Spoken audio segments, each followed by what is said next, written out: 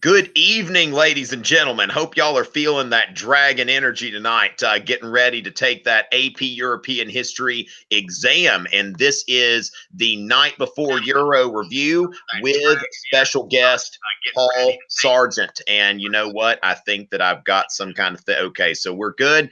All right, so we're getting all set up here, ladies and gentlemen. And let's, okay, you know what? I didn't turn off the chat for this thing. Oh my goodness.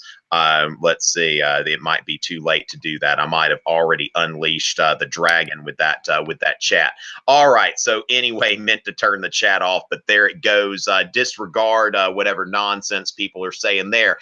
Ladies and gentlemen, questions via Twitter. Okay, so at Tom Richey is my Twitter, and you know, those your questions, the tweets that from people that are following me, and also that they are using the hashtag Dragon Energy. Okay, so Lexi just started her tweet with the hashtag Dragon Energy. Now remember, if the tweet starts off with at Tom Richey or at P Sargent, it only goes to the people that follow us. It doesn't show everybody that, you know, look, we're out here. So starting your tweet with the Dragon Energy hashtag, just like Lexi just did, you know, is a great way to go, ladies and gentlemen. So we will be taking questions from Twitter, even though you're welcome to talk to each other on the chat. Okay. Now, if you are watching from tomrichey.net/Euro, okay, before we get started with the Q&A and I introduce my friend Paul Sargent, let me just show you a few things that we've got on my website. Okay. We're going to be going for about an hour and a half, maybe a little more than that. Remember, Romulus app is a great way to review some of your trivial knowledge, App Store and Google Play. Some people say it's the best $2.99 they've ever spent. I'll let you judge that. Romulus Euro. Now, there is going to be a premium session at 9 o'clock that we're going to be focusing on art. So that session, it's a $10 buy-in. You know, you're free to, you know, if you want to buy it and you want to share it with some of your classmates, you know, whatever. I'm not going to stop you, but $10 for the premium art review, which is going to start at 9 p.m. Eastern. So you can click there to purchase. Now, of course, the multiple choice strategy session that aired Tuesday night was very popular. You can use Euro MC30 for 30% off that.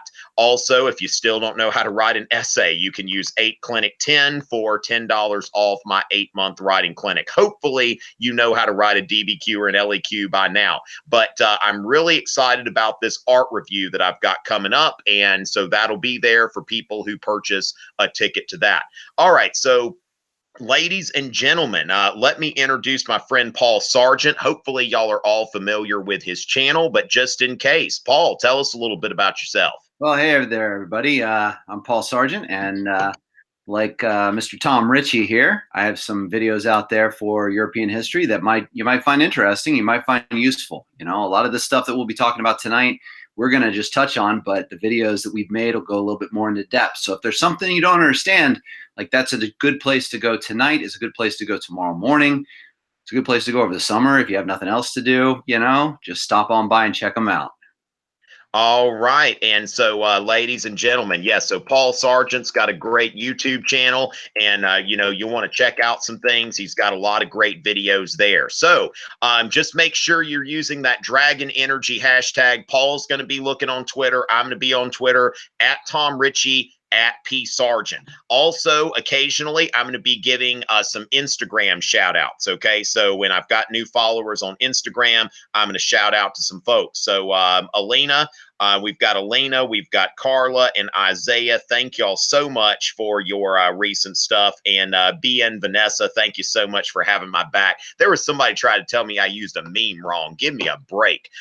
You know, so anyway, ladies and gentlemen, that Bismarck meme was a dank meme. Okay. And I stand by that, trying to tell me I used that meme wrong.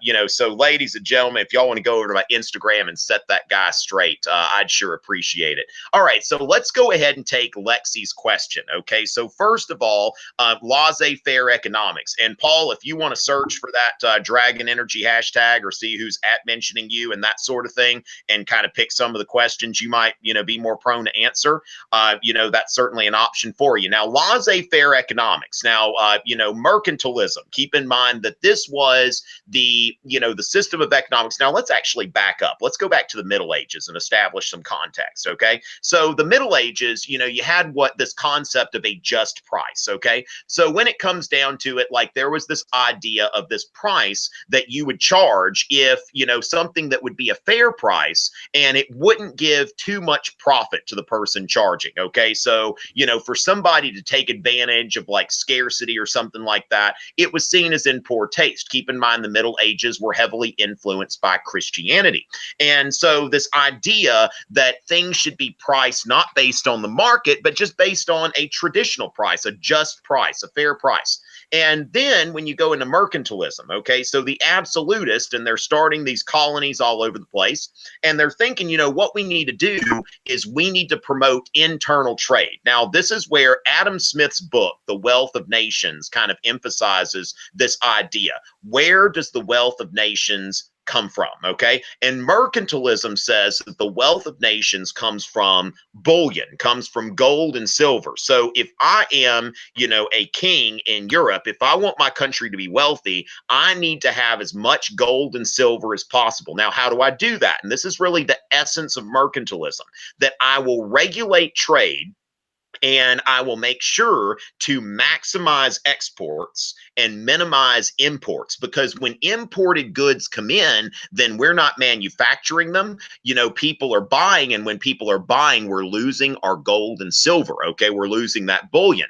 And so the way that they did this was the European countries, they passed laws saying that you have to trade with ports that are our colonies. Okay, so colonialism in the age of exploration, basically all of these European powers that have colonies, they're trying to create these self-sufficient trading networks. For any of you who've had U.S. history before, that you're familiar with mercantilism in the sense of regulating trade and discouraging, having these disincentives and taxes on people that are going to trade, with other ports. Now, of course, the Dutch were kind of an exception to this. It's like the Dutch started, it's like they started getting really good at trading, and their rates were better than anyone else's rates. And so the thing is, when Adam Smith wrote Wealth of Nations in 1776, he wasn't writing in a vacuum.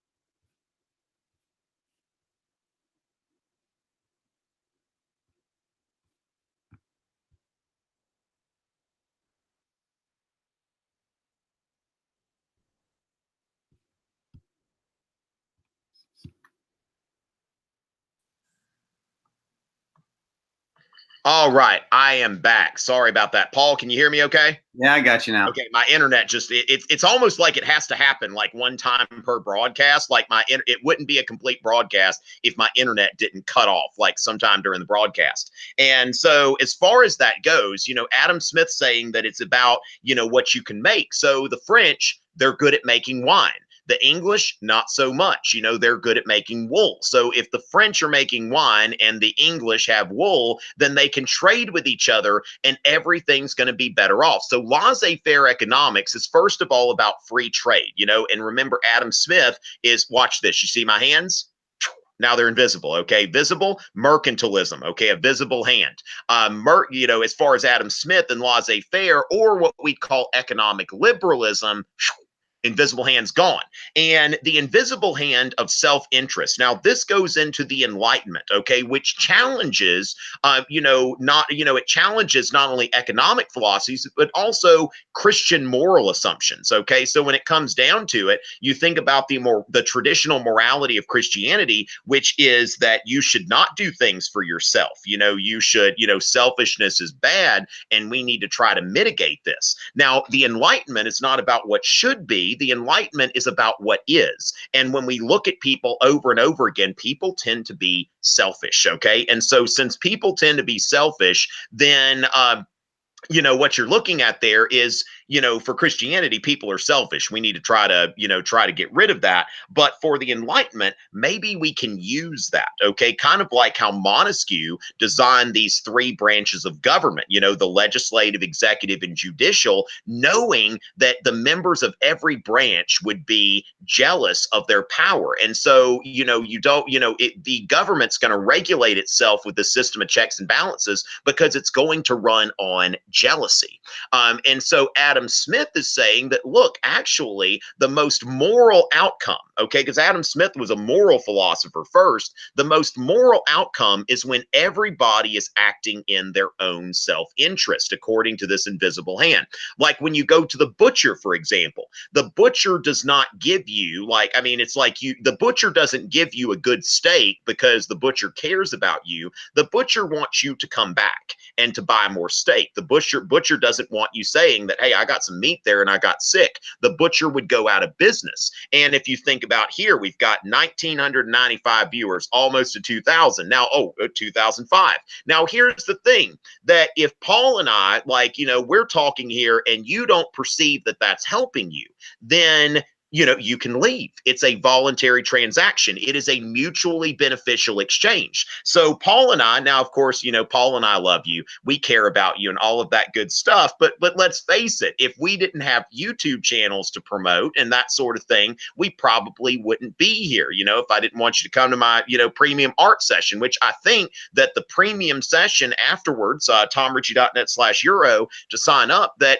I think that's going to be helpful. And there are people that, I actually get the most positive feedback off of the paid sessions. People are like, hey, I paid for that and I feel like I got my money's worth. And it's like, great, I got some money, you got what you were looking for. It's a mutually beneficial exchange. So that is Enlightenment philosophy that basically acknowledges human selfishness and says that if everyone, and this is where we get into laissez-faire, because government regulation, from the point of view of Adam Smith, it stops people from being able to do what's in their self-interest. That, if there is an unregulated economy, then I'm able to, to go into my self-interest and that sort of thing. And so, that's where, what I love about YouTube, because YouTube is, in a lot of ways, an open marketplace of ideas where you can select video content that is helping you. Whereas, at my day job, in the public school system, there are things that you have to do, and it's like basically you go to school and this is the person that's teaching you. I get a schedule that tells me what I'm teaching, and so I don't necessarily teach everything that I want to teach. So Adam Smith's saying, look, in an atmosphere of freedom, we're going to have the most progress. And remember that the Enlightenment is essentially about progress. And let's see here. We've got Larry Moreno, Wesley. All right. We've got the Jotson, DAA, AP Euro. Okay, very good. We've got 3.14 Lot and Coma Mod Kona. Very good. We've got, Cornelia. All right. So as far as that goes, thank y'all for the follows. And Paul, you seeing any dragon energy out there you want to connect with? Yeah, there's a lot of questions, and this seems to be something that we run into every year, Tom. There's a lot of questions about the English Civil War. you know, the Glorious Revolution and the English Civil War. And because it's a complicated period in time, and it gets very political, and there's lots of names and all those things. So I'm going to give you sort of the quick and dirty on the English Revolution. I figured we go a little south from, you started us in Scotland, we'll go down a little south and, you know, head down to England down here and do this. So at the time that the English Revolution or the English Civil War was about to start, there was this trend on the continent towards absolutism as sort of the answer for power. These big monarchs that were taking over all of the power inside of their countries. And James I, who was the first of the Stuart line of kings in England, was kind of this absolutist idea. You know, he wanted to have a lot of power. He wanted to sort of push this, and but he wasn't really having it. And the reason was the English had more of a representative government tradition than a lot of these other countries. They had a Magna Carta that was in place, and so he got pushed back from Parliament. Well, Charles I, his son, became a little bit more of an absolutist, and he tried to push things really hard. He disbanded Parliament. He tried to run the country without their funding. Whenever they would try and come back and get some power, he would demand that they give him authority, they give him money. They would demand certain rights and guarantees. He would say no. He would disband it. Went back and forth. Well, it ended up in a civil war. It was a struggle for power over whose power it is. Whose power should the country have? Should it be the power of an absolute monarch who can decide things on his own, or should it be a deliberative process that comes as much from the people, or at least the nobility, as it does from the monarch? Well, long story short, Oliver Cromwell ends up being sort of the commander of the parliamentary forces. He beats the forces of Charles II. They chop his head off, and then he sets up his own little commonwealth, which turns into what was essentially a monarchy without a monarch. He began to run things as the monarch had. Oliver Cromwell started to want more and more power because he found that a deliberative process, a democratic process, is actually kind of messy, and it's slow, and it's not, it doesn't always get done what the ruler wants done. So when he died and his son was going to take over for him, Parliament decided maybe we should just bring back the old monarchs. They needed someone who's legitimate. So they brought back Charles II. So keep this together. We've got James I, then Charles I. Now we got then Oliver Cromwell. Now we got Charles II. And he is going to sort of preside over the restoration, and he's going to have a good time. He's going to bring back a lot of the things the Puritans banned while they were in power, including like Christmas and games, tennis, those sorts of things. And he's followed, by James II. So James, Charles, James. And James II, well, he had a few Catholic tendencies. And so what Parliament decided to do is that they were going to hand over power. They're going to try for a peaceful revolution. It ends up being called the Glorious Revolution because it is fairly bloodless, in which they offer the crown to Mary and her husband her husband William of Orange. They offer him the crown. He comes over. The exchange here was that finally they would sign an English Bill of Rights. They guaranteed certain things, a lot of them along the lines of our American Bill of Rights. And so this Glorious Revolution put an end to the English Civil War. It put an end to, for all time, any attempts at absolutist monarchy in England, and really gave the upper hand, or at least an equal hand at the time, to Parliament in England, which meant that when the rest of the continent was going towards the absolute monarchy model, the English were going towards a constitutional monarchy model, which has a monarch in place, but a monarch who has constraints on his or her power, and has checks on his or her power, and things that they can't do, thus creating a situation where that one person cannot be sort of determine the fate of the entire country. Did that make any sense at all, Tom? Yes, yes. And while we're doing that, I mean, do you want to go into the role of John Locke's philosophy? You know, while we're there, might as well get into John Locke's philosophy. You know, maybe even kind of, you know, if you want to look at Thomas Hobbes, The Divine Right of Kings, you know, while we're camped out there, might as well. Why not? I mean, we're talking proto Enlightenment here. Thomas Hobbes is writing during the absolutist period, and his argument was that mankind, you know, because they're trying to apply rational thought to sort of human institutions. Why are things the way they are? And they're borrowing this line of thought from the scientific revolution, from Isaac Newton and his way of thinking. And John Locke sort of rationalized a time before any governments existed. And he thought that if there were no governments and no rules, then life probably wasn't very good. In fact, he called it nasty, brutish, and short. The idea that in an absolute state of nature with no rules on human behavior, it was dangerous. People were always in conflict. There was violence, and people would settle disputes violently. And therefore, he said, what we need, or what people need, is an absolute monarch who can wield absolute power and create a state of security. And people will give power over to that monarch in order to achieve the security they're looking for.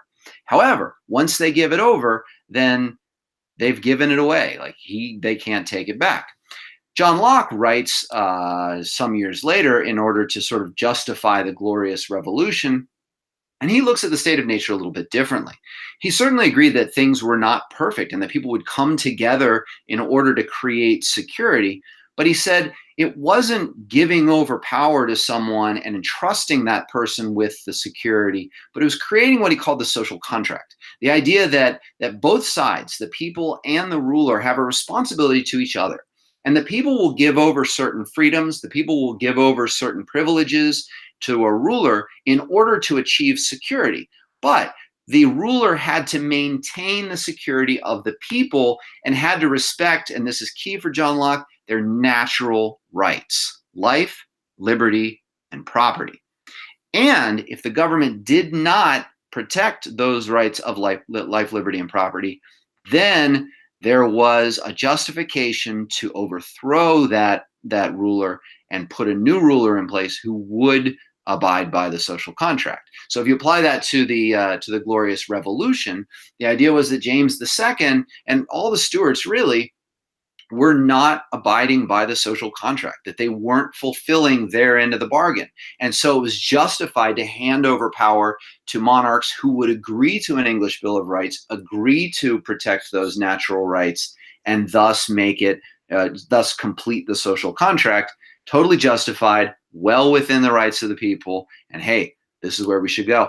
And then, you know, a few years later, Thomas Jefferson takes John Locke's writings, changes them around a little bit, and bingo bango, there's a new country.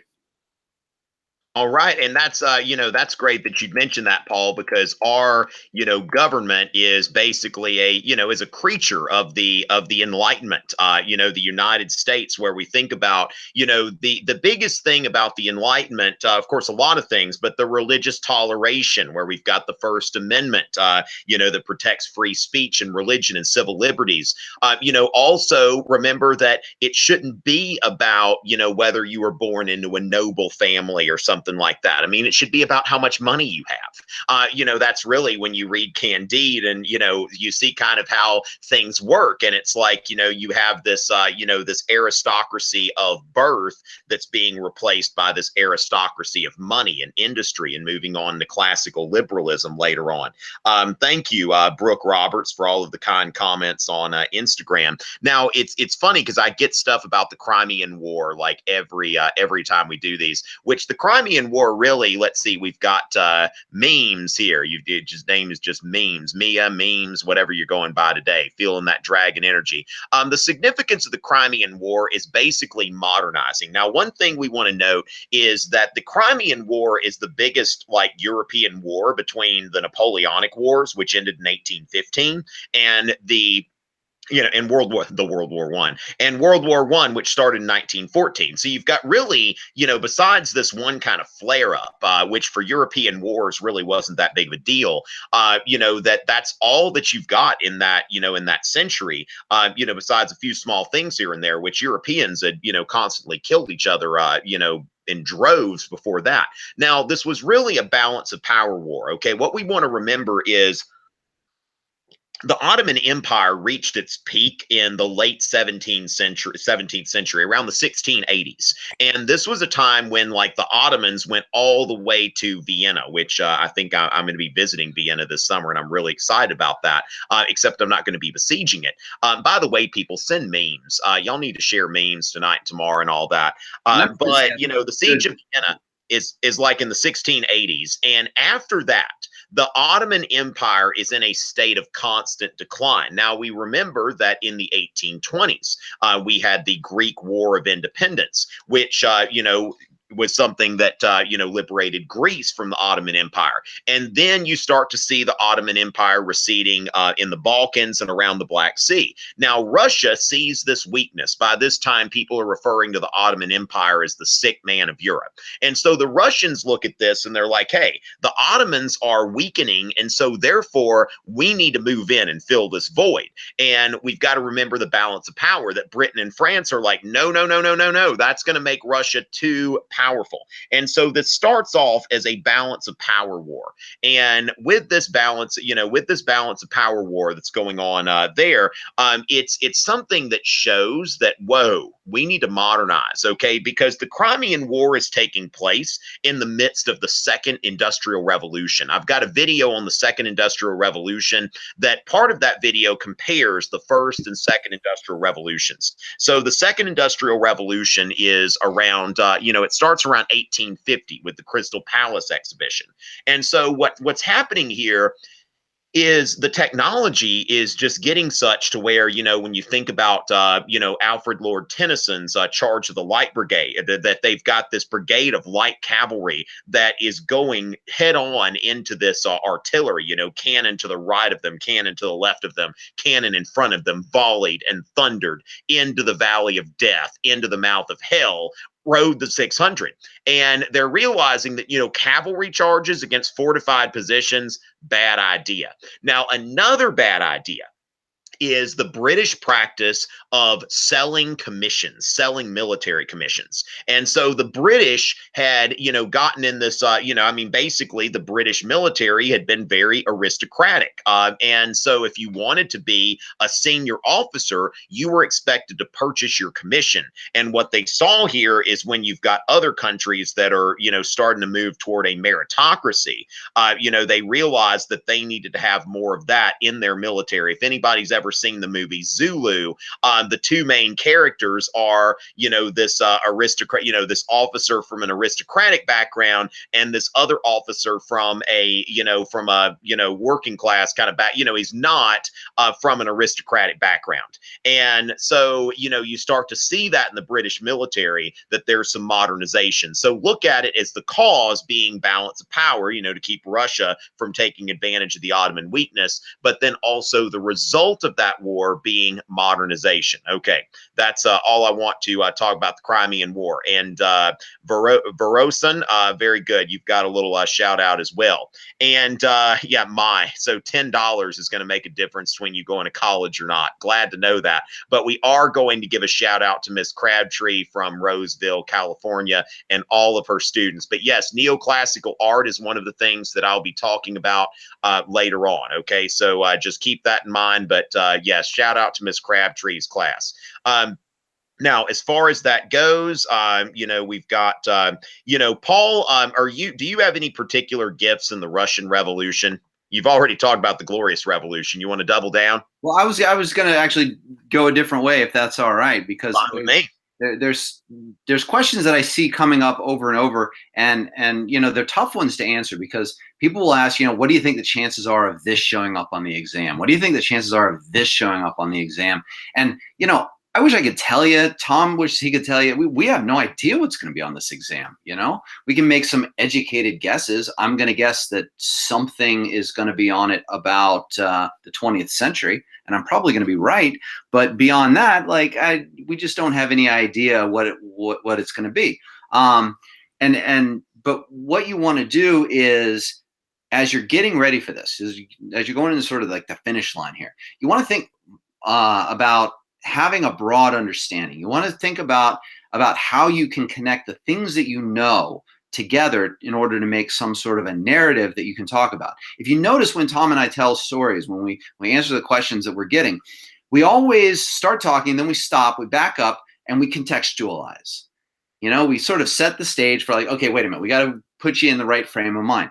And if you're able to contextualize in an essay, then you start things off the right way, and then you let things flow from there. Contextualizing also gets really important in the multiple choice section, because if you can take what the passage is that you're reading, or you know, the chart that you're looking at, or whatever it is, and you can contextualize that, it's then going to help you answer the question that comes after it a whole lot more, a whole lot better. So I just kind of wanted to throw that in there.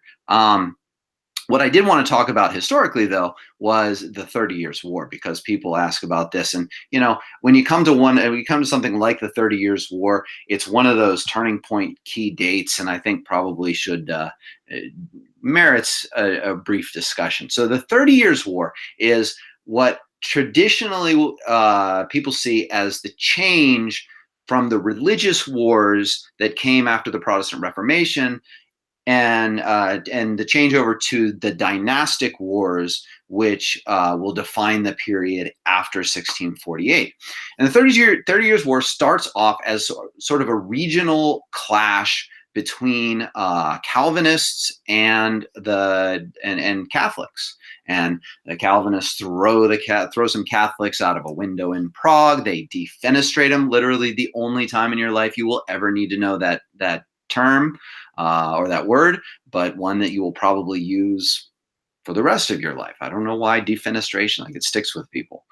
Don't defenestrate anyone after the exam. It's not a good practice, but know the word. Anyway, so they throw this guy out the window. It starts a little war, which becomes a very big war. It starts to engulf the different states of Europe as they start to see this being a struggle over you know, Catholicism and the rights of the Reformationists, whether they be Calvinist or whether they be Lutheran or whatever. And it goes through 4 distinct phases. I tend to say that I wouldn't worry too much about the phases of the war until you get to the last phase, because that's the one that really changes things.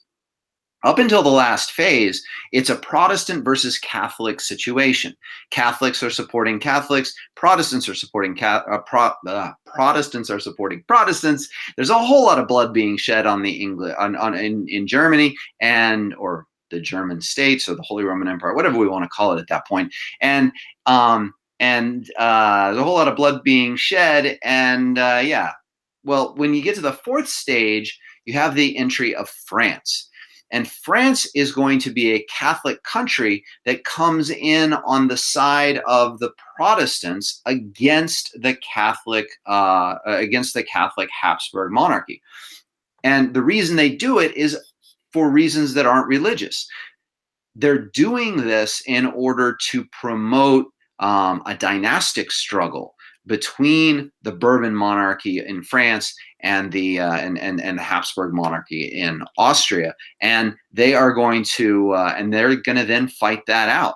What ends up happening at the end of the 30 Years' War is that you know, there's a lot of changes, but one of the main things that you see come out of it is that German princes are able to be Calvinist and it be okay, and now you see this sort of like end of religious motivations for war. And now the warfare that characterizes the 17th and 18th and probably even going into the 19th century pretty well are going to be dynastic wars, where families, the dynasties that run these countries as monarchies, are going to fight to maintain their dynasties and fight to maintain their families' power and the power of their countries.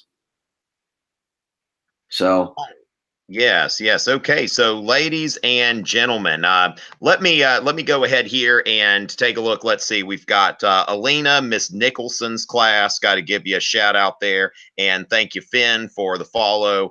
Coach Phillips' class, Euro class. So very good, very good. Now, one thing that I want to note: there's somebody that's asking me, how did Hitler come to power? My friend Kathleen Walker, feeling that dragon energy. Okay. Now, this is something that I think is really, really interesting here. So let me just show you something because I've made videos on Hitler. Okay, I made a video specifically about Hitler's rise to power. The only thing is, it's very difficult to find these things on YouTube. So watch this. So what I'm going to do here is I'm going to do Tom Richey. All nice. Okay, so Richey, and then watch this. H-I-T. Whoa, uh-oh. When they can tell that you're typing in Hitler, YouTube has stopped the autocomplete. So they won't do any suggested results for Hitler. So if you want to search for anything like Hitler related for history, you have to actually go into here. So when you search for Tom Richey Hitler, you'll see Adolf Hitler's rise to power. That is a 3-part video that I worked very hard on a couple years ago. And so you want to make sure that you take a look at that. I thought it was 2 years ago. Maybe it was just 1 year. I don't know. But anyway, ladies and gentlemen, just anytime you're trying to type in Hitler, it just, when it sees that you're typing in Hitler, it stops the autocomplete. It is a very interesting kind of YouTube phenomenon there. But Hitler's rise to power, I've got that. Got a very, very thorough video. Now Mike is feeling the dragon energy. Which the thing is, ladies and gentlemen, remember that on your DBQ or LEQ, if you write dragon energy to kind of give yourself some kind of pumping up before you start, just write dragon energy. And if you cross a line out, then they don't evaluate it. If I were doing this at the end of my essays, I would write down maybe the score that Kanye wants you to make, or Kanye doesn't care about your score. For me, if I were taking the test, when I finished, I'd say Kanye wants me to write a 5. Wants me to make a 5. But you can express your free thoughts as long as you cross them out. Now, don't threaten to harm yourself or other people. That's no good. That will get you in some trouble. They will find you seriously. All right. So as far as that goes, the Marshall Plan. Okay. So that's the beginning of the Cold War. All right. And so basically what's going on is, the world wars, like after World War II, it's like, okay, after World War I, we tried to weaken Germany, all of that stuff, made them pay all these reparations, demilitarized, and look what happened. And so the Allies, after World War II, they decided that they were going to divide Germany. Okay, that they were going to occupy and divide Germany. And so, so as far as that goes, you've got these zones of occupation. And let me pull this up. So the occupation of Germany. All right, so let's go into here and just make a little note here. So Ally occupied Germany. Just going to show you, make sure that we know these different zones and such. Okay, so basically, as far as that goes, Germany, which had been the largest power. I mean, the thing is with Bismarck, when he unifies Germany, which today Germany is the largest economy in Europe, and so Germany became the biggest industrial power in Europe right before World War I. And then they became like the strongest military in Europe. And so as far as that goes, after World War II, we've got to divide Germany. And so basically the Soviets, the Americans, the British, and then the Americans and the British insist on the French having a zone. But what you notice here, the Soviets weren't willing to give up anything for the French. And so the French got a piece of the American zone and the British zone. And so later on, the Americans, the French, and the British, they decide to combine their sectors in what they call the Tri-Zone, and then eventually that's going to be West Germany. And then the Soviet sector is going to turn into communist-occupied East Germany. Now, then there's Berlin, which also had zones of occupation, which became, part of that. Now, Winston Churchill, said in 1946, he's talking about an Iron Curtain in Europe. Okay, so basically, if we look at the Eastern Bloc, okay, the Eastern Bloc. Oh, whoops, I put It's K, but that should have been a C. Okay, I know how to spell Eastern Bloc, ladies and gentlemen. All right, so the Eastern Bloc, these are countries that are not necessarily part of the USSR. So you've got all of the countries here like Ukraine and Estonia, Latvia, Lithuania, which were part of the USSR. But then for all those Poland memers out there, you've got Poland, Poland, East Germany, Czechoslovakia, Hungary, Romania, Bulgaria. At first you had Yugoslavia, but they went into kind of an independent kind of communist thing. But the Eastern Bloc countries, this is Stalin's sphere of influence. They decided at the Yalta Conference they would divide Germany, and Stalin said, I've been invaded by Germany twice. I need a buffer zone. I need a sphere of influence. And so what happens here is it becomes apparent that the Soviets are installing friendly governments in these Eastern Bloc countries. And so the United States is very concerned. And what we see is the Marshall Plan.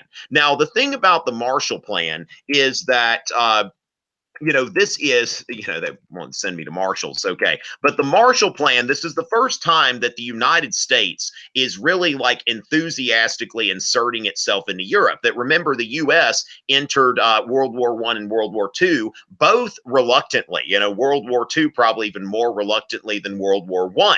But, what happens here is the United States is very concerned about the spread of communism. So this European Recovery Plan, which was called the Marshall Plan after Secretary of State George Marshall, this was, the good cop side of this. Okay, so this was, giving money to France, to Britain, to West Germany, to Italy, to Greece, to Turkey, to the Scandinavian countries, and making sure that they know where the money's coming from. And that way, these countries are less likely to turn communist. France had a very healthy communist party at the time. A lot of the French resistance was made up of communist sympathizers. And so there was very real fear, whether it was totally rational or not, but very real fear that communists were going to become influential in European governments. So the good cop side is, let's throw a little money at them. Okay. Now, then the other side of that, we might as well talk about NATO, the North Atlantic Treaty Organization.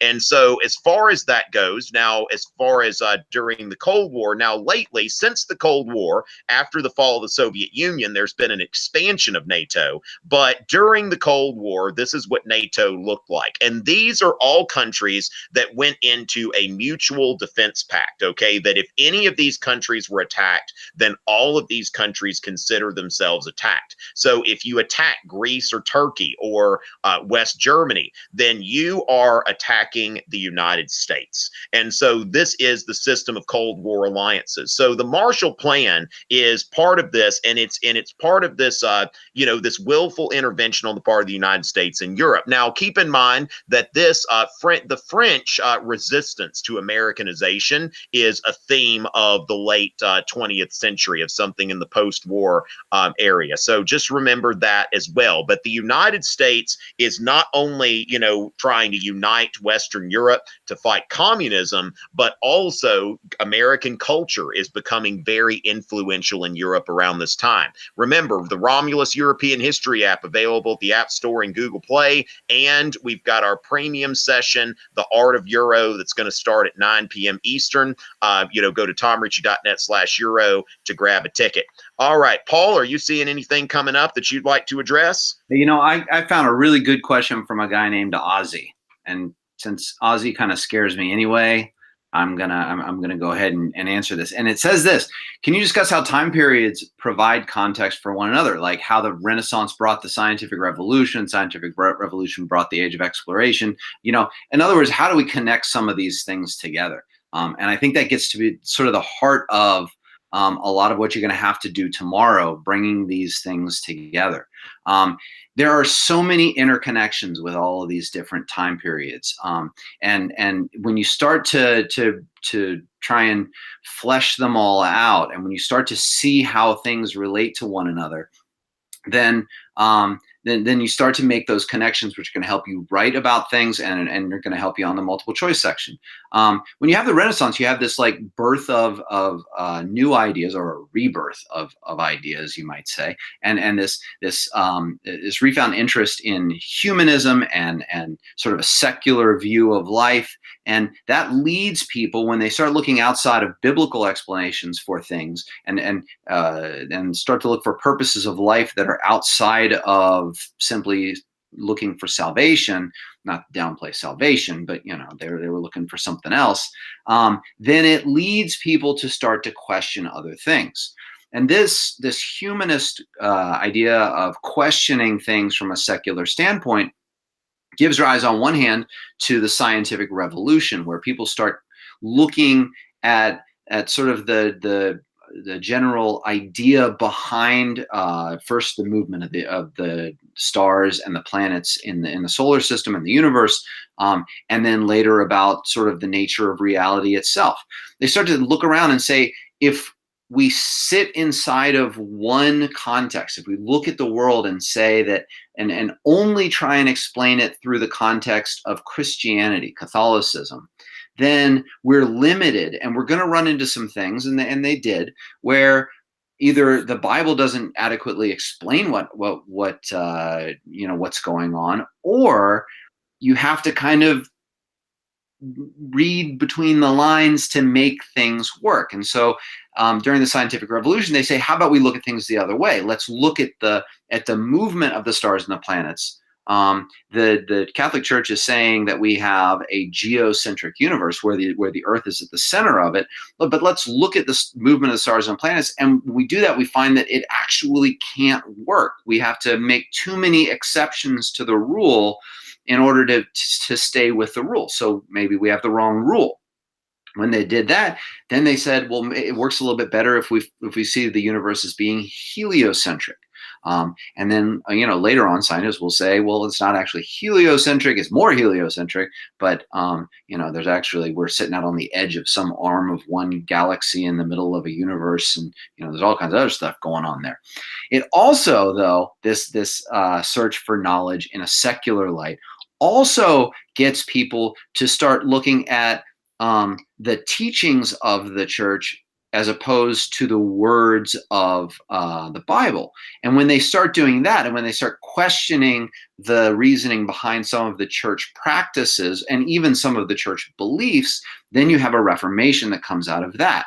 That reformation, of course, leads to a series of religious wars where people are killing people over religion, which I've talked about before.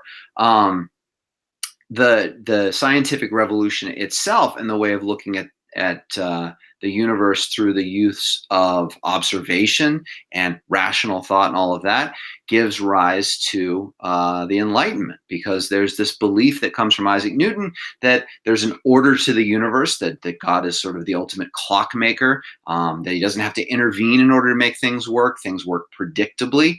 And if there is a God-given order to the way the universe behaves, then there is a God-given order to everything. And we can understand anything if we simply put our rational thought to these things. As we do that, people start questioning the way that government works around them and the way that societies work. And they start saying, well, why is it that we have people who rule over us? Because they're born into a family that was ruling over us before.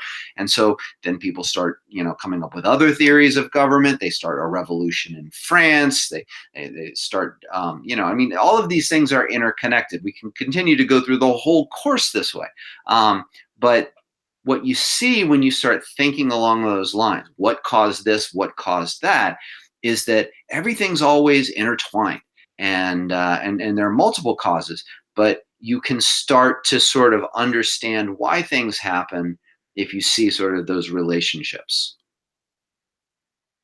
All right. Thank you, Paul. And it looks like Miss White's class, Miss McCabe's class, You know, and then I got a text from my wife who said that I need to shout out to Miss Scotty's class from Irmo, South Carolina. This kid on Insta is bombing your comments, deserves props for his perseverance. Okay, so Miss Scotty's class, my fellow South Carolinians in Irmo, South Carolina. Now, remember, if you're in South Carolina, you know, especially, and you know, you're only a couple hours from me, it would not be hard to book me for an A-Push or Euro live review if you're interested in that sort of thing.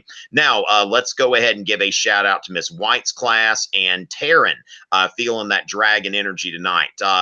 You know, can I go over Napoleon III? Now, Napoleon III, we talked about this a little yesterday, and I've got a video series on the revolutions of 1848 that you might want to look at. And so specifically the revolutions of 1848 in France. But Napoleon III is a great example, kind of, you know, an illustrative example of how the revolutions of 1848 went down. Okay, so the revolutions of 1848, what you're seeing there is that there were these liberals, nationalists, even some socialists, you know, in France, that, you know, romantics even, that, you know, all of these people are rising up against the conservative order. And there is some momentary upheaval. So the French set up a provisional government. And then, you know, that Louis Napoleon Bonaparte was elected president once they had a presidential election. Now, Louis Napoleon Bonaparte was you know, he was kind of a more conservative figure. But then again, by the time they had that election, things had settled down a little bit. And so really what happens, though, in the revolutions of 1848 in general, that there are these uprisings and there are some momentary victories in the German states, in France, and in Italy. But then the conservatives come back in. So in France, the conservatives came in pretty much, you know, after a few years of being president. Louis Napoleon said, I'm Napoleon III. And so that is the end of the Second French Republic and the beginning of the Second French Empire. So with that, we sort of see a microcosm there. Now, Napoleon III continued to rule France until the Franco-Prussian War. And in the Franco-Prussian War, France, which was still very rural in comparison. Now remember that Germany, as they're unifying, as the Germans are unifying, they also were you know, they also are industrializing. That was part of what Bismarck did. And so, you know, France, which was still very rural, is going against, you know, this ascendant industrial power. And so, you know, with the Franco-Prussian War, Napoleon III is brought down, and then you have the Third French Republic. And let's see, getting hoodies that day, can't touch this. Okay, Miss Bayer's AP European History class. Elizabeth, okay, can I go over the different isms? Oh my Lord. Now, Elizabeth, I would go into that, but I've already got a video on the 19th century isms. So I would recommend that you take a look at that. That's one of my better videos there. You know, let's see, Escobar's class in Montebello, California. Thank you for the Instagram post and all that. Now, Samay wants me to go into inductive and deductive reasoning. Okay, so these are different reasoning formats. Now, the scientific method is, you know, a big feature of the scientific revolution. And one thing that you want to note here is that there are different ways that we learn things, okay? That we learn things because they are taught to us, okay? That is the most basic knowledge. So when people were taught, heavier objects fall faster than light objects. Aristotle said that. It was taught to us. You know, the planets and the moon are made of some kind of other substance. Geocentrism. The earth is at the center of the universe. When you're sick, it's your humors, just like Galen said. You know, these are things that they were taught, and they were things that made sense to them, okay? So there are things that, you know, you're taught. Then there are things that you sense. You know, you see it, you touch it, you smell it. That is called empiricism. All right. So empiricism is when we use the senses to learn. Now, empiricism, you know, Locke was an empiricist. You know, Bacon was an empiricist. But there's another thing here. Like I'd mentioned, that when Aristotle teaches us that, you know, heavier objects fall faster than light objects. Well, I dropped a cannonball in a sponge and the cannonball hit first. He must be right. You know, that's because it makes sense. Okay, now that is rationalism. Okay, rationalism is when we're using our rational thoughts. Okay. And so as far as that goes, that, during the scientific revolution, they're willing to challenge some of the traditional teachings coming from these ancient, scientists such as Aristotle and Ptolemy, or since it's a written text tomorrow, Ptolemy, and Galen. All right. So what happens here when you think about inductive and deductive reasoning, which we use both, the scientific method uses both, but it primarily relies on for findings, like everything in scientific studies has to be supported by empirical evidence. So when you make your hypothesis, you're using some deductive reasoning because you're thinking about this would make the most sense. But if your data, basically for inductive reasoning, and I've got a video on this if you want to see me go a little more in depth. I've got a video on inductive and deductive reasoning. But, basically you get a whole bunch of data points and you use those to come up with, okay, well, this is what is, because we've got all of this empirical evidence for it. And so from there, now, of course, that's inductive reasoning, when we are using the evidence and we're coming up with stuff from there. Now, deductive reasoning is what Descartes. Now, Descartes was more of a rationalist than an empiricist, okay? Because what Descartes said, when you think about it, empiricism is not the end all be all, because sometimes our senses play tricks on us. What did you say? I didn't say anything. Did you hear that? No, I didn't hear anything. Wait, did you see that? I thought that was, was that a unicorn? Like, no, it was just a regular horse. Is it Laurel or Yanni? Yes, exactly. Oh my goodness. Yes. Oh my goodness. Yeah, because I'm pretty sure I heard Yanni. My wife played it for me last night. What is the other one? No one actually hears Yanni. It's Wait, Laurel. I thought that's what I heard. What was the other one? I don't know. Okay, well, whatever it was, but anyway, yes, exactly. So when we look at that thing, it's the new black and blue dress thing that's going out now. And, so the thing is, our senses play tricks on us, and that's why we have our rational brain. Thank you, Paul, for that. And so that's why we've got the rational brain, because the rational brain can set things straight, it's telling us. So deductive reasoning is a reasoning. Now, inductive reasoning is new for the scientific revolution. Bacon is coming up with this kind of reasoning. And, but Descartes is using the old deductive reasoning. I think, therefore I am. Now, Descartes said, and the thing is that when we accept things that we're taught, we accept them on faith. And the scientific revolution is about being willing to doubt and being willing to question the things that we're taught, okay? And so as far as that goes, being able to doubt and to question. And so Descartes even questions whether or not he exists. And so he's like, okay, do I exist? I really need to think about this. And he's pondering it. Do I really exist? And he finally comes to the conclusion that, wait, what thinks must exist. Sounds rational. I am thinking. So those are your premises. Okay. So you start with a general premise, and then you've got a kind of peculiar premise there. So what thinks must exist. I am thinking, therefore, ergo, I exist. I am. So I think, therefore I am, cogito, ergo sum, because they're still using Latin at this time for scholarly writing and that sort of thing. So what thinks must exist? I am thinking, therefore I exist. So Descartes has proven that he exists, not through empirical evidence, but through something that is, what am I saying? That makes sense to him. He's made it make sense. Okay, so as far as that, and that kind of goes into, empiricism and rationalism, which are really the two things that the scientific revolution, the Enlightenment, are built on. All right, Paul, what's next? I will say my favorite part of the Enlightenment is then when it goes off the rails after that. And then people start questioning whether we can actually trust our senses, whether Tom Richey exists, or whether he only exists through my perceptions of him. Is he a real thing, or is he simply the sounds that I hear coming from the thing that looks like him and that I associate with him? And, and boy, it just kind of goes all crazy from there. So that it makes it a little bit fun.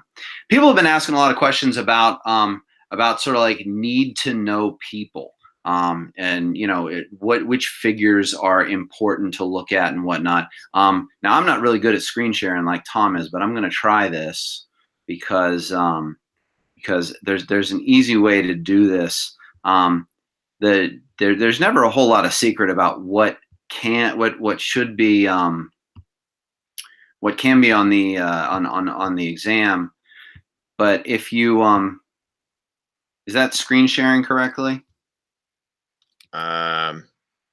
Yeah, but Paul, let's just throw some stuff out there, Adam. Let's what are some things? Now, the other thing is, ladies and gentlemen, what we've got to remember is that name dropping, okay, is not necessarily going to be the most appropriate way to go about this. That it's all about setting up context, okay? So I wouldn't approach this in the sense that, this is going to be something that, like, okay, here are the people that I need to know, but I would be thinking about the movement and such. Okay. So if we're thinking about the topic, because it's all about integrating what it is that you know. So what I would do is I'm starting off with, the Enlightenment, for example. And so from the Enlightenment, I'm trying to think of maybe 2 or 3 people that are associated with that movement. So I would say that if somebody's just like, okay, I want to look at the people in European history, it's a very archaic way to study. And I would think that you want to associate that with, what is, so when I'm thinking about the Enlightenment, I'm thinking, okay, Voltaire. And so then how do I associate Voltaire with the Enlightenment? Okay, so Voltaire was a deist. He was an advocate of religious toleration.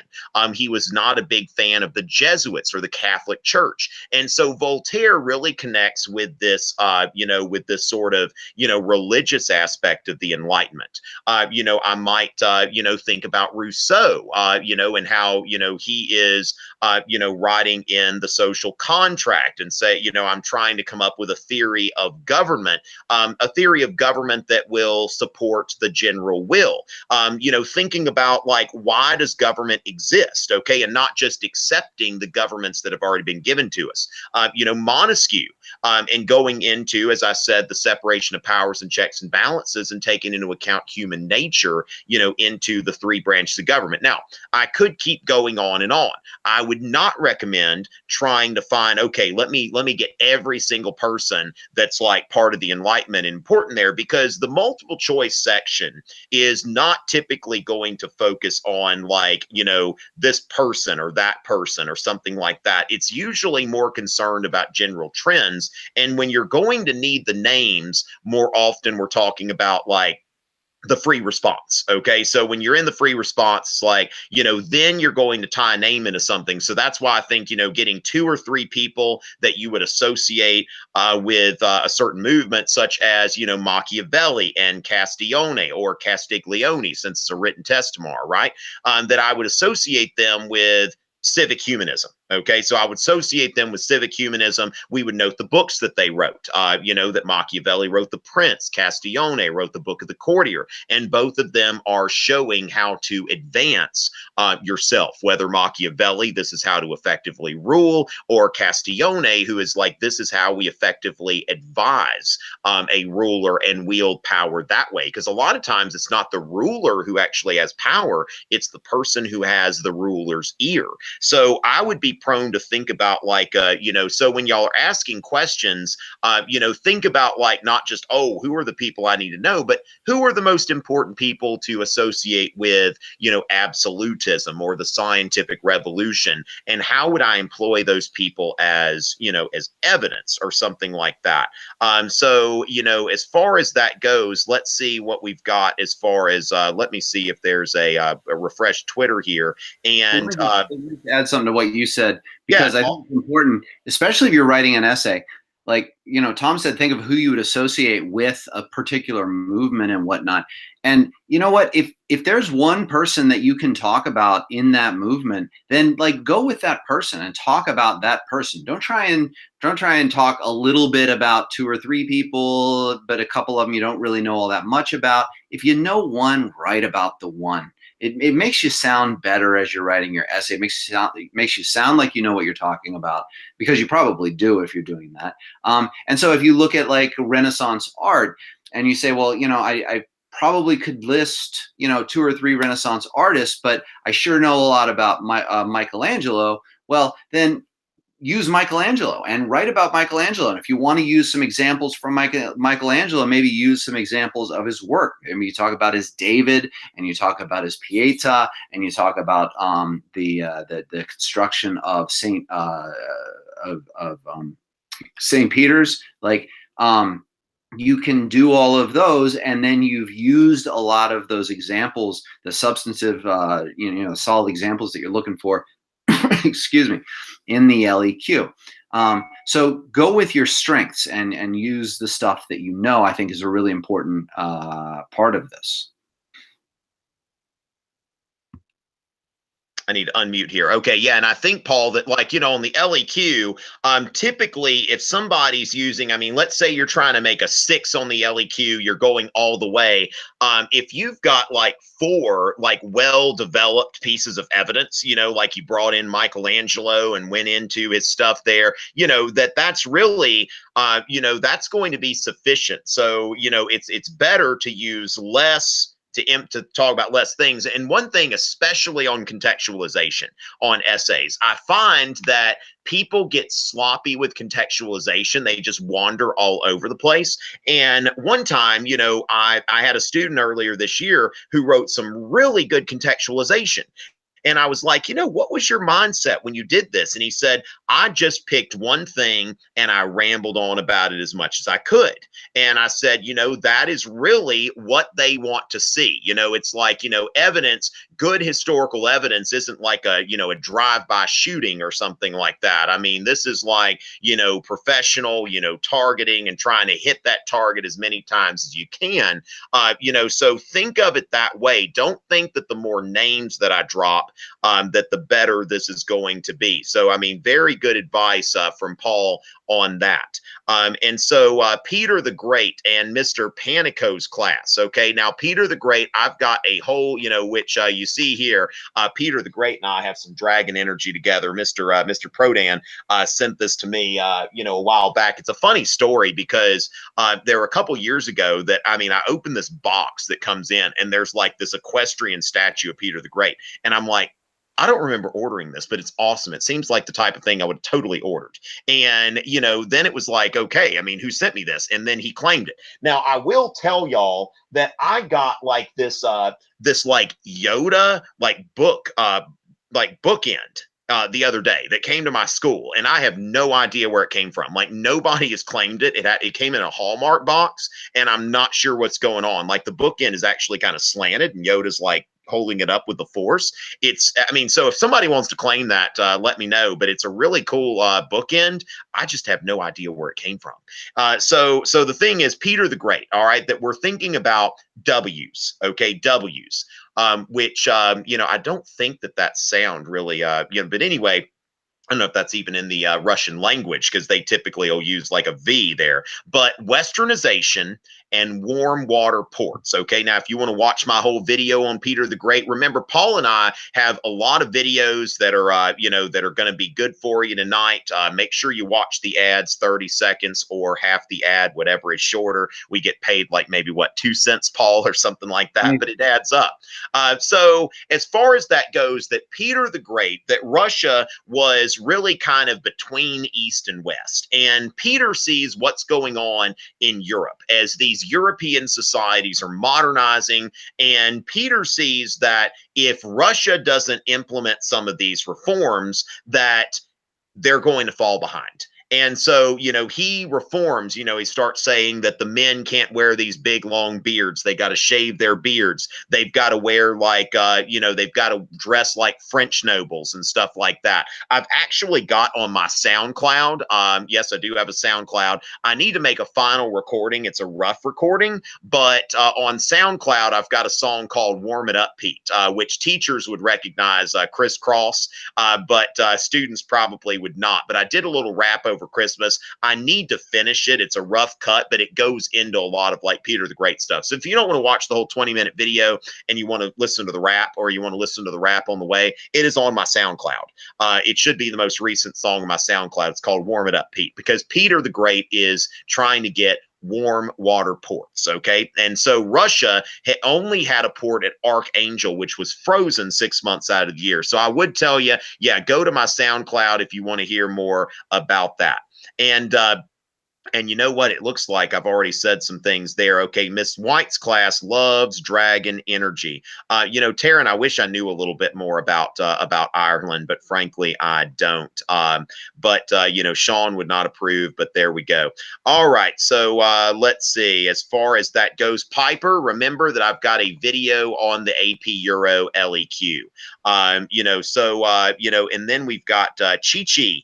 Batty Chi. All right. So let's take a look here. Now, how did countries respond to nationalism before and after the world wars? Now, one thing that I usually like to emphasize as a general theme in the 19th century, there's this trend toward nationalism, which for a country like France, okay, like France, for example, is a country where people speak French. They are all, nationalism can unite them. Now, one of the themes of the French Revolution, I typically say, the themes of the French Revolution are liberalism and nationalism.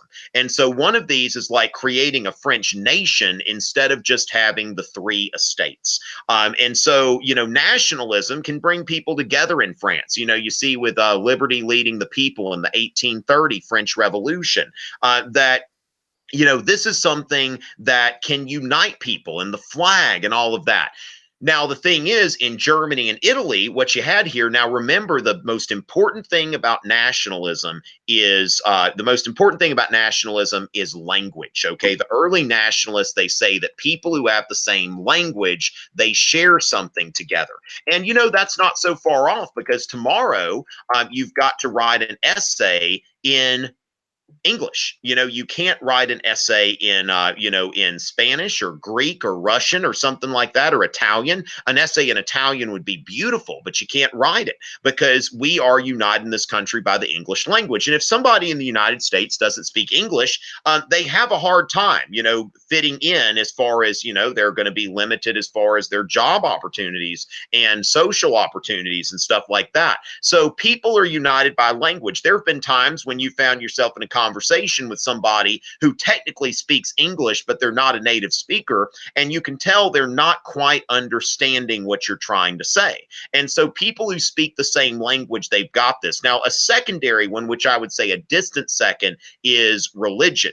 Now, the thing is that when we think about, these isms, and people keep asking about those, I like to talk about Greece, okay, which one of these days I'll finish my lecture on Greek independence and put it out there. But one thing I like to note about, nationalism, the flag is important. And what we see is in the Greek flag, we see both liberalism and nationalism. That you see liberalism because, Paul mentioned that the United States is a country that is a creature of the Enlightenment. It is a liberal country in the sense of European liberalism. And so, it is about freedom. Now, you see here that this flag is a nod to the United States flag. So it is putting liberalism out there. Now, the other thing, though, is we see nationalism, okay? And what you see here is a cross in the Greek flag. And so the Greek flag, the Greek War of Independence is largely about these Christian Greeks challenging the Muslim-dominated Ottoman Empire. And, typically, I've got plenty of Greek friends. We've got Greek Fest that we're going to tomorrow. Greenville Greek Fest is this weekend. So glad it's after exams and not before. And I'm going to eat some great food. And so, Greeks are united typically. I mean, I've met plenty of Greek people who are not necessarily religious, but they still, attend their Greek Orthodox church. It's part of their culture.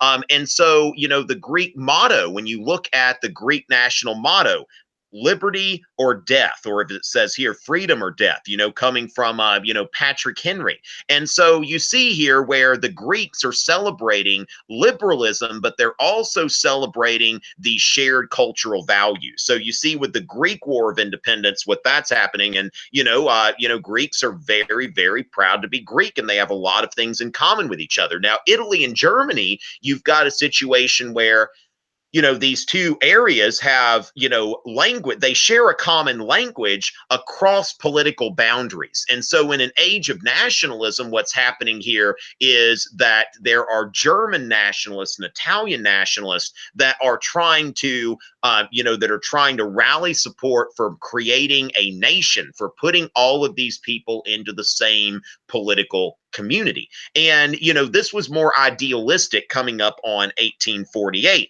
Now, after 1848, this process becomes more pragmatic. Instead of being dominated by romantic nationalists like Mazzini, you've got really, Bismarck and Cavour, who are like really conservative kind of figures, but they're using whatever isms they can. A lot of y'all have written the DBQ about Bismarck challenging traditional conservatism, because Bismarck was like, you know what, I'm a conservative, but let me have some of that liberal industry, and let me have some of this nationalism to put Germany together, but not Austria. So not totally pan-German nationalism. And even the socialists, you know what, if that'll make everybody happy to have accident insurance and old age pensions, and the like, then great. Okay, we can do that. So, as far as that goes, in health insurance, accident insurance, health insurance, and old age pensions, this was part of Bismarck's state socialism, which the liberals weren't happy with that, but he went along with their industrialization plans and also stood up to the Catholics and the Kulturkampf. So as far as that goes, that nationalism is being used in order to unify these countries. Now, then we go on to Austria-Hungary, and that's where we see that that is a powder keg when you think about nationalism, because Austria-Hungary had no less than 10 different distinct cultural ethnic groups there. And so if you bring in the spirit of nationalism, and these 10 different groups are like, you know what, we all want our own nations, that can cause a lot of problems. So it's really no accident that World War I is starting in Austria, that you see with the assassination of Archduke Franz Ferdinand, which, of course, these were Serbian nationalists, with the Black Hand. And so as far as that goes, nationalism is something now, of course, after World War I, even though nationalism is also is often attributed as a cause, Woodrow Wilson in the 14 points, he asserts that we should have self-determination of peoples. And so with self-determination of peoples, that's where we have like Poland and Czechoslovakia and Romania and Hungary, and basically dismantling the entire Austro-Hungarian Empire. And so, nationalism keeps going. And of course, Hitler employs nationalism and pan-Germanism and that sort of thing, the National Socialist German Workers' Party, you've got this kind of, amalgamation of nationalistic and socialist, values to create the Nazi Party. So just a little bit of a thing about there. Now, also, I will go to the present day.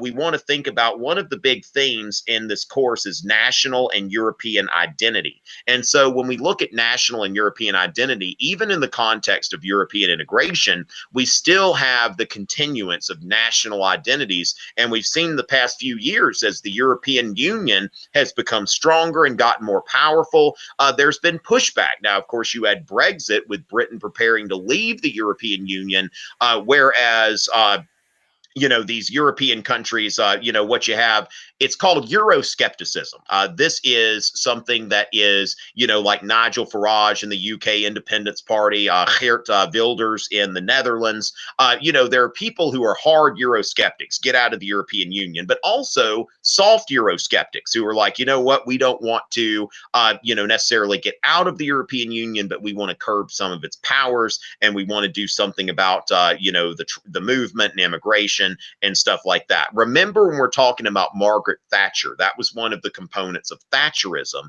was Euroscepticism.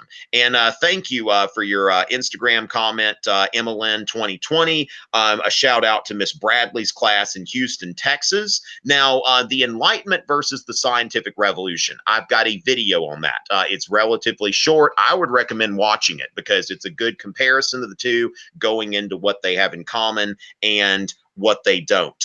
Paul Sargent, Bryson Smith, 34, feeling that dragon energy on Instagram. Paul Sargent has a great video on the new monarchs. I don't have a video specifically on that topic, but Paul has a video on the new monarchs. We've got, AP Euro 4th period, Mr. Levino's class. Now, the War of the Three Henrys and stuff like that. Sometimes, now remember, ladies and gentlemen, sometimes we can kind of get into minutia. Okay, minutia is stuff that, like, hey, how do I know which Henry was which in the War of the Three Henrys? Not on the exam. Okay, so note that there are going to be some times, as long as you understand the basics of the French wars of religion, that you've got, the Huguenots versus the Catholics, Catherine de' Medici, St. Bartholomew's Day Massacre, Edict of Nantes, you're good. So don't get too deep into the minutia here when you're studying, because you might go places that are not on the exam. Jillian Clymer, thank you so much. And yeah, let me turn it over to Paul, but let me shout out to Jillian Clymer, who has been liking these Instagram photos. Beautiful mess aesthetics, GHS 20. Shout out to GHS. Paul, what have you got for us? Hey, I was just going to say, just as an exam tip, if you do find yourself for some reason writing about the French wars of religion, and you don't really understand the War of the Three Henrys and the Navarres and the Medicis and all that sort of stuff, which gets sort of tangled up in those minutiae that Tom was talking about, like, shortcut it a little bit. Talk about the French wars of religion and this fight for the French Calvinists, the Huguenots, to get their rights, and then you can say, not really even knowing exactly which one you're talking about, you can simply say, and then Henry came out the victor and became Henry the Fourth. And then, like, you've covered your bases. There's three Henrys, so you don't need to know the three of them. And if you're writing an essay about it, you can just sort of have, Henry I, and then became Henry IV. I don't know where 2 and 3 were, but they were part of that. I'm seeing a lot of questions that are starting to get into a little bit of those minutiae. That's a lot of what I'm seeing through my feed here. There's been a couple people who've asked about the Spanish Civil War.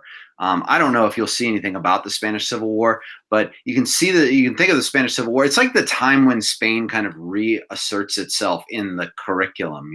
We talk about them when they're out, sort of like pushing the exploration of the Americas, and they sort of like set themselves up there, and then we don't talk about them much for a very long time, and then they have this brief little civil war, and then we don't talk about them anymore. And the significance of the Spanish Civil War is that it was sort of the testing grounds for World War II. It was kind of like the pregame, not to minimize the impact of a civil war, but it was kind of like the pregame of World War II, where German might was used to fight. They kind of tested out there, and it actually ended up with a fascist dictator taking over, and the guy was in power until the 1970s. I mean, it's the sort of the last remnants of World War II sitting out there, or World War II leadership at least sitting out there in the world by the time it was over. But as a thing, I don't think the Spanish Civil War is going to be something that's going to show up an awful lot. Do you agree, Tom? Well, there's been a DBQ on it before, but it is something that I think, is not, I mean, I did do an interview with a scholar about this topic, but the thing is, yeah, it's like, so long as somebody's got the basics, but it's one of those things you can't really, I mean, either somebody wants to delve in and make sure that they've got that, or, not. But again, one thing to recognize is this exam, given the, what they've done with the questions, with their only, instead of 80 questions about different things, there are 55 questions, and every 3 or 4 questions are about the same thing. This is not a truly comprehensive exam. Okay. So the thing is, it's inevitable that there's going to be that feeling that, like, I studied stuff that wasn't on this exam. It happens to everybody. Okay. Like, this exam, the way they've got it set up, there is no way it can be comprehensive. You're going to come out of there. They didn't ask me anything about this, anything about this, anything about this. And so, that's why I tell people when you're deciding stuff to study what you're interested in, as long as like, take something you're interested in that is eligible to be on the exam, something that hey, I found this interesting when my teacher was talking about it, but I had a really busy week and I didn't really get a lot of my reading done that week. Go back and read about it. But don't think like, what? I tell you what I'm going to study tonight, 17th century family life and marital patterns and stuff like that. Now, if you're trying to get to sleep tonight, it might be a good thing to open up to that chapter in the book and go with it, because, that'll put you to sleep real quick. But consider that. And I tell you what, Emma Lynn 2020, they're saying that they're going to write Kanye wants me to get a 5 when they finish their writing. So that's great. I think that's a good gag. It's always good to have a gag. Last week in A Push, we did the Supreme Leader gag. So for this one, whatever score, like when you finish writing your DBQ or LEQ, write Dragon Energy somewhere on there and cross it out if you want to. But after you're done, write down the score that Kanye wants you to make. And I personally think that Kanye wants everybody to get a 5. But if you think Kanye wants you to get another score, then write that down. Kanye wants me to get a, let the reader know what Kanye wants you to get. The readers typically find this stuff kind of amusing when somebody, has a little joke that they're playing with them. So, put what Kanye wants you to make. All right. So as far as that goes, Paul, let's see what else we might have here. So let's see. Let me see what we've got there. All right. So shout out to my former AP Euro teachers, Mr. Erde and Mr. Fridland, to pump up the AP Euro squad from Glenbard North High School. Okay, and very, very good. I love someone who's shouting out to their former AP Euros. That means that's interesting. They're watching tonight for some reason. I mean, maybe this is like a return. Maybe this is going to be like every year they're going to watch. He's going to come back. Yeah. Now, Jojo is asking about women's rights. Jojo, I plan on going over, I may do a women's rights video tonight. And if I don't, I'm going to do it tomorrow. Okay. So we do have the breakfast with Richey. I'm going to be leading a review at 9 a.m. Eastern tomorrow. A lot of classes tune in. They have breakfast as a class and they watch the review. Okay. So I think that that's awesome. We're going to be feeling the dragon energy and, getting to those scores that Kanye wants us to make. But at the same time, that I'm planning on talking about women during the broadcast tomorrow. Okay. So I'm not going to hit that tonight because, that's going to be something that I'm going to cover tomorrow. So do stay tuned there. Paul, we've got another one of these questions about the Russian Revolution. Do you have anything to contribute to that? Yeah, I guess we could talk a little bit about this. People have been rushing to get to it, I guess. All right. So the Russian Revolution comes out of the failure to meet the needs of trench warfare and more industrialized countries and more war-worthy countries in World War I. Here, Russia is trying to fight a war on the Eastern Front, which is Russia's Western Front, but we call it the Eastern Front because, it's Germany's.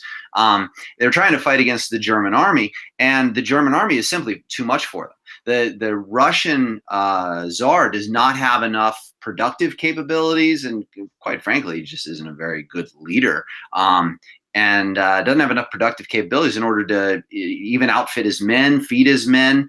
They're sending guys to the front of World War I without rifles, with the instructions that lots of people are dying. So when you run over a body, look down and see if there's a rifle, and if there is, pick it up, and now you're armed. So there you go. And that was really the way they were running things. Plus, because so much importance was being put on the war and on Russia's, on Russia's pride at the beginning of the war, lots of the food and lots of the resources from Russia were being sent to the front to feed the troops. And so there was this growing sort of dissent with the whole war effort. And so into this bad situation, the Germans are able to insert a virus. It's just like putting a virus into the computer. They took Lenin, who had been in exile. they shipped him into Russia, and then he started talking about, ending the war. He started talking about peace and food. And food is really, really important. Honestly, if it's a revolution, it's probably started about food. That's not going to hold up if we put the scientific revolution in there, probably. But whatever. But one thing, Paul, I did get a question about the French Revolution, the Russian Revolution. I mean, certainly there were some parts of France where there were food shortages and that sort of thing, and that didn't, certainly didn't help the stability of the French monarchy. No, people are not happy when they don't have food. And so, if they're hungry, they're going to be revolting. And that's also true if they don't bathe, but whatever. So these revolutions start up, and they're promising an end to the war. They're promising food. And so people kind of flock to this idea. And they're also, Lenin is pushing a sort of a communist agenda. The idea that the war, the First World War, is a dynastic war, that it's being fought by monarchs using the people in order to ultimately, serve the monarch's interest. And so, so the people begin to revolt in Russia. They end up overthrowing the Tsar. They end up taking his whole family up into Siberia, holding on to him, not really knowing what to do, and then just killing all of them, contrary to what the animated movie Anastasia would have you believe. But then they set up a communist government. Now, since they had promised peace, they had to deal with the problem of, like, how do you just declare peace when there's a German army that's actively trying to fight against the Russian army? And what they ended up doing is they ended up making a treaty in which they gave up a significant amount of land to Germany in exchange for just ending the war altogether. And when that happened, it from a larger, like, World War I standpoint, it allowed the German army, which was on its eastern front, on the Russian front, to all of a sudden then be freed up from fighting. They gained a whole bunch of land, but they also then gained the ability to fight on the western front. They started moving them all over there. You would think at this point, if they've held the western front against the combined forces of France and England, largely France and Britain, that by bringing over the other half of their army, like, now the whole thing's over. But, along come the Americans, we came over, and we went over there and fought, and happened to be right about the same time. And it was just too much. And the whole thing kind of collapsed in on itself. German World War I. But the Russian Revolution then created a communist state, which was built off of the idea that people should work collectively in order to create a sort of a better country. Now, Tom and I both have videos on what happened with the Russians after that, because it tended not to work out quite as perfectly as we'd like. If you really want to see sort of like what life was like in communist Russia, I suggest Rocky IV as a good example of that. But yeah, so I've seen lots of questions in the past which compare the Russian and the French revolutions. Both of these revolutions would start off with food shortages, with a frustration with a monarch which is not responding to the needs of the people, and people looking for solutions where the people get more power. In Russia, it's about trying to force a Marxist revolution, overthrowing the aristocracy and those with power in order to create a workers' paradise. In France, it's more about trying to create a constitutional monarchy, and then as it begins to get more radical, to get rid of the monarchy altogether and to create a sort of republican or democratic kind of scenario, which ends up just, in both cases, ending up with an authoritarian dictator. In France, his name's Napoleon. In Russia, his name is Joseph Stalin. So there are a lot of similarities that you can see between the two. So yeah, there's these are the fun things about history, being able to talk about all those parallels. Sometimes I just like throwing out, all right, just a quick discussion. Here are two things, similarities, differences, go, and see what people come up with, because that's what makes us enjoy it so much. Yes. All right. And so as far as that goes, ladies and gentlemen, let's see what we've got coming in here. And let's get let this. Oh my goodness, Brian. Okay, it's like I need a meme for this. Like when somebody's like, "Hey, Richie, will you shout out to one of your favorite AP Euro teachers?" Just like.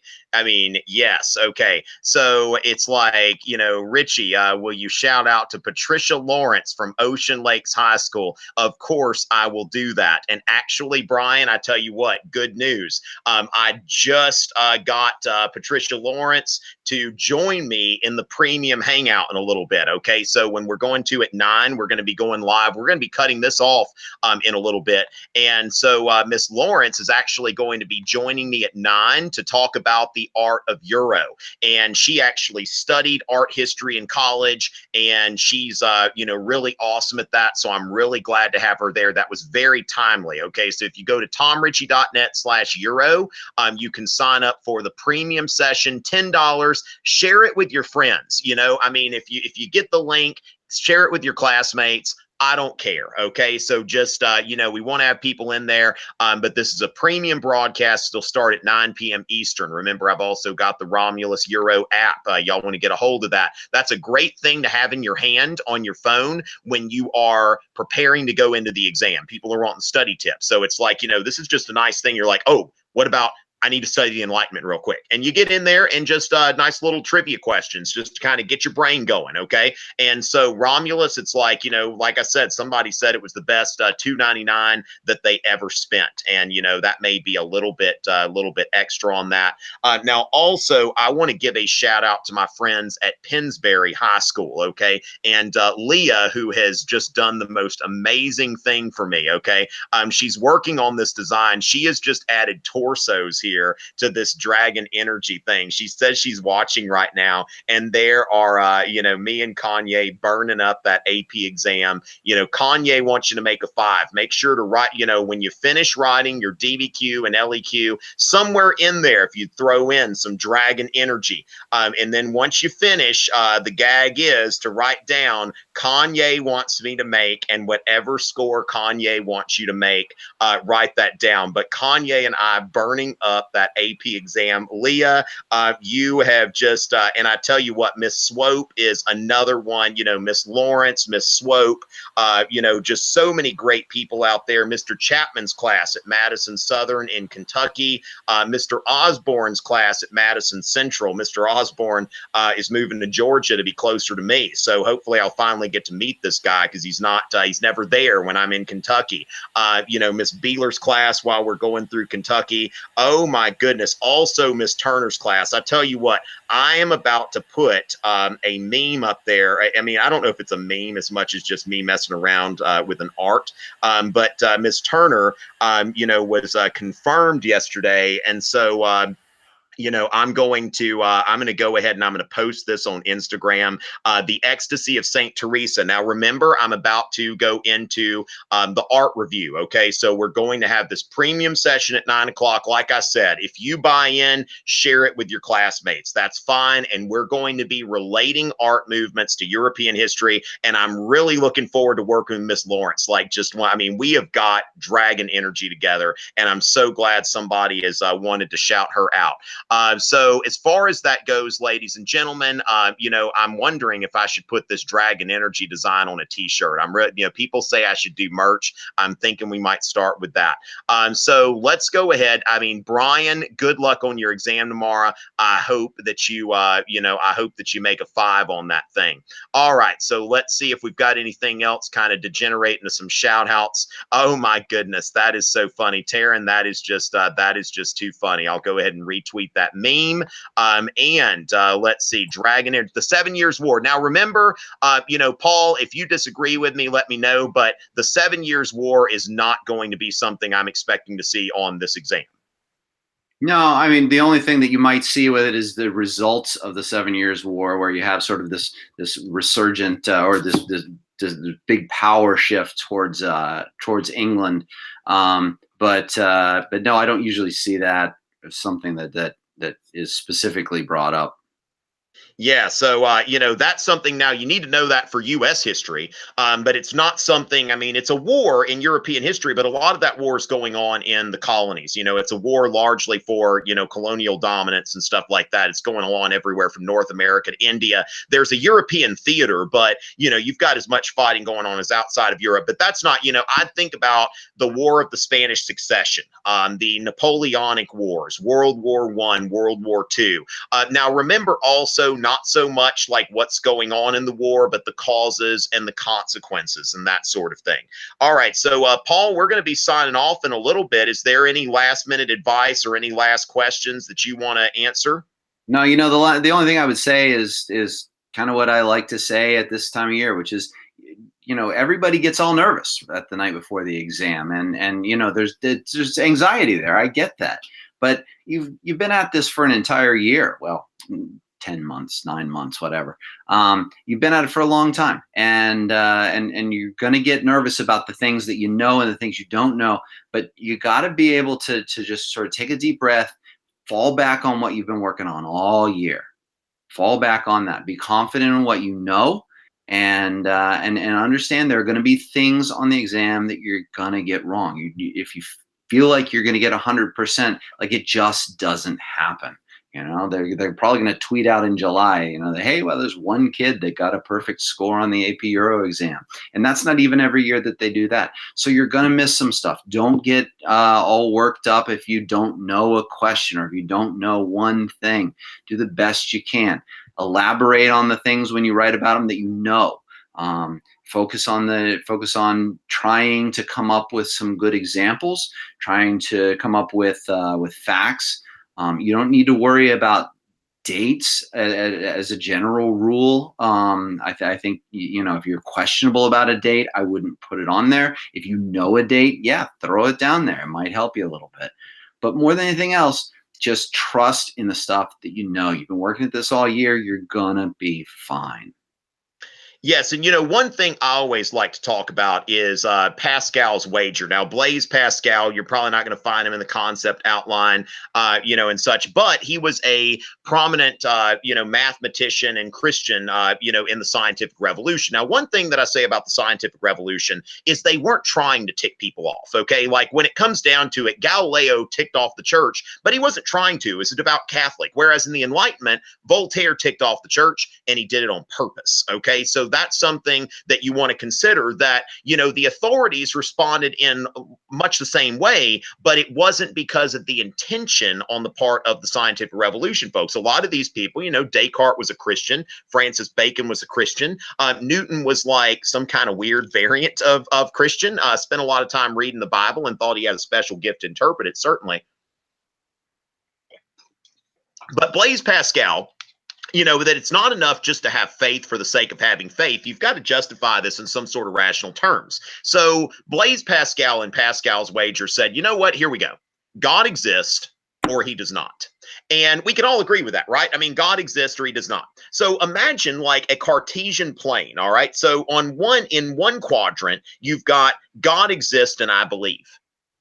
I'm going to heaven, Lieutenant Dan, and then God does not exist, and I believe. You go to that quadrant, and the thing is dirt nap. If God doesn't exist, then there you go. Now, if God exists and I believe, then, the worst thing that can happen is I live longer. I'm a little bit happier. There's all kinds of scientific data showing that people who have religious faith, there are a number of advantages for that besides the whole eternal life thing. Then you go to the other quadrant. God does not exist and I don't believe. Well, dirt nap. Basically, if God does not exist, it makes no difference whether you believe in him or not. So let's get back to the wager, the rational part. God exists and I don't believe. That's like, some hellfire and stuff like that. Okay. So the thing is, Pascal says that, I might as well believe, because if God exists, there's a payoff for believing and there could be a punishment for not believing. Whereas if God does not exist, it doesn't matter. Now, why am I talking about this? First of all, it kind of frames us into the scientific revolution, that you've got this kind of coming together of like faith and reason.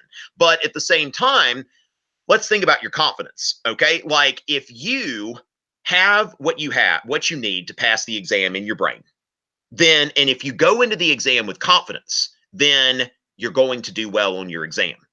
If you don't have what you need in your brain and you approach it with confidence, it's kind of like the Dunning-Kruger effect. They were telling me that. Shout out to my friends at Webb High School, Caitlin, and all of those great people over there. If you're watching, yeah. So at the Webb School in Knoxville, okay, that George said something about the Dunning-Kruger effect, which is basically that thing when somebody walks out of a test and they're like, "Oh, that was easy," but the only reason they thought it was easy because they knew so little about it. So they know so little that they don't even know how much they don't know. And so their ignorance makes them overconfident. So the thing is, you go in there, you don't know anything, and you go into it with confidence, you fail. But if you doubt yourself, you also fail. But here's the scenario. If you go into the exam with what you need in your head to pass and you doubt yourself, like some people, it's like, oh, I finished the multiple choice early. Let me go and check my work. No.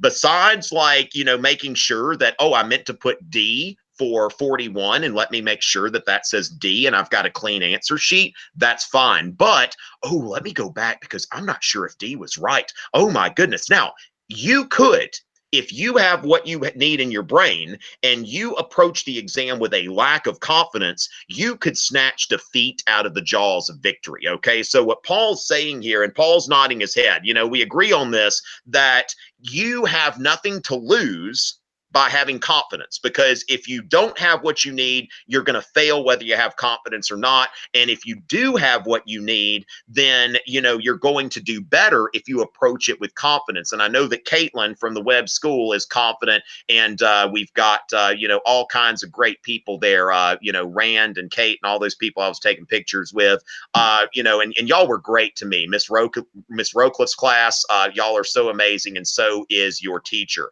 Now, the other thing, ladies and gentlemen, at tomrichey.net/Euro, a lot of people are still getting the archive of this multiple choice strategy session. So if you're like, you know what, I want to know how to hack the multiple choice and the tips there, because there are a lot of snares that they've put in there. And that's why I've got the code for 30% off of that if you want to do that. Now, if you find that would be more beneficial than an art review, then by all means. But Miss Lawrence and I will be reviewing European art and going into the relevance to European history. And also, one last plug for my Romulus app, available at the App Store and at Google Play.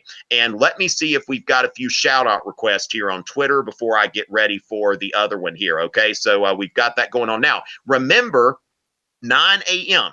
That's going to be, okay, so, at 9 a.m., oh my goodness, that's a pretty good meme, that at 9 a.m., I'm going to be, I'm going to be doing the annual breakfast with Richey, okay, so that's going to be at 9 a.m. Eastern, so you want to make sure that, for that, and there are going to be some things like, if I haven't put up a video on women, I'm going to be going into that.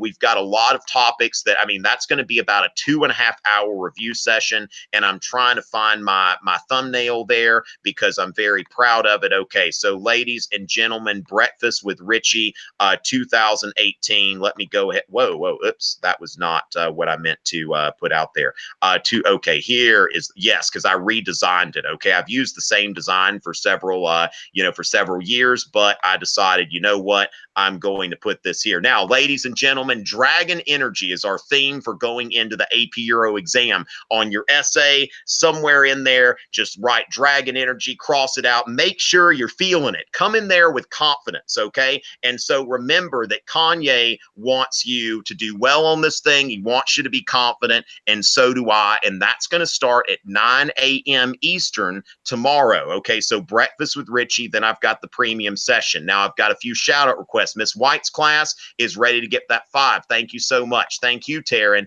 Let's see what else we've got coming in here. Yes, Tom Richey is my mommy. Okay, Miss Contrada's class. Oh my goodness. Let's see. Question advice. Shout out to Miss Vert. Vertistures. All right, you heard. Schmeck him. I don't know what that means. I hope I didn't just say anything bad. Mrs. Osborne's class in Washington. Mr. Talley from Poway High. I'm guessing that's San Diego. That's from where Blink 182 is from, right? And of course, a shout out to Amanda in Orlando and her class. Shout out to Mr. Collins.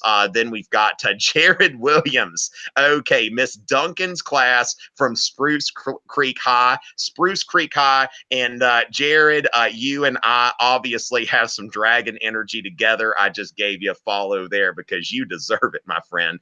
You know exactly why you deserve it. Okay, we've got Robert Talley from Poway, Mr. Beasler's first block class. Okay, giving you that shout out there. And then we've got Mr. Copeland's class in Kansas City.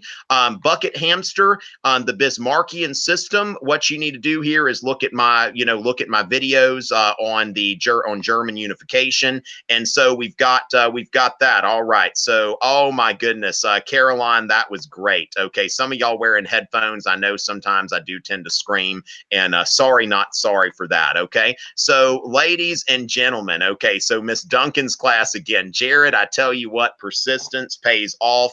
And one last little trip to Instagram for this. Let's see who is following here. And let's see. Okay, it looks like people are like, okay, Miss Turner's class, another shout out, remember. But anyway, ladies and gentlemen, best of luck, and I will be back tomorrow. Okay, so Lily Kennedy, Miss Felke's class, thank you for giving me the pronunciation. Miss Felke's class in Pennsylvania, because you're all getting 5s. Okay, I'm glad to see that. And your name, Oprah, like you get a 5 and you get a 5. Yeah, there you go. Kanye wants us all to make 5s. Now, it's not Dania, okay? It's not Dania. I don't know how to pronounce her name. It's a written test. Yesterday, evidently, I, had some things to say to Dania, and then I find out who she is on Instagram. Whatever class she just said, I don't know what just happened to your comment, Dania, who is not Dania, but, I don't know how to say your name, but, Mrs. Chapman's class, Miss Schlossel's class, and Miss Sabag's class, Miss Sabag's class. Y'all are giving me all kinds of stuff I can't pronounce, Dania. Like, what is the deal with this? Okay, she's all over this, all over my hangouts this week. It's Dan's Life, Cleo Norris, and Michael Adams, Mar 13 Fact, H Keller, Tori, and Caroline Doyle 5. Paul, what did you have to say on our way out of here? Hey, that's it. Good luck. Get some sleep, people. Get some sleep, because you don't want to fall asleep on the while you're writing your DBQ, or while you're reading your DBQ. Like, that's just not good. So get some sleep. That is very true. Rest is important. And if you're just dead set on staying awake, remember Paul Sargent's got, I know the exam's at noon tomorrow, but don't stay up past a certain time. But, I've got videos, Paul's got videos, but we're both saying, and against our own interest, our point of view is like the best thing that could happen is you just binge watch our playlist until 11 a.m. tomorrow. That would be great for us. But you know what? It's not great for you. And we are going against our own interest in telling you, like, look, this is an interesting POV here, because this is coming from people who would benefit from you staying up all night watching our videos. And we're telling you, so that's a very credible POV. We're telling you to get some rest. So, what I'm doing after this, catering toward, people who aren't in the Eastern time zone. And even if you are in the Eastern time zone, it's a late exam. And so on the way out, let me shout out one more time to Julia at Pennsbury. Y'all have been so great to me. And of course, Mr. Brisky's class, wherever that is in Bucks County. I lose track of what Council Rock North or South or wherever that is. So thank you very much, Paul Sargent, for joining me. And ladies and gentlemen, at 9 a.m., 9 a.m. Eastern, we will be feeling that dragon energy, okay, for one last review for the AP Euro exam. So let's make sure that, y'all are here for that. And again, many thanks to my friend Paul Sargent. Check out his channel, and y'all have a wonderful night. And, go make good scores. Go make the score Kanye wants you to make. I'll see you tomorrow morning. It's always a pleasure.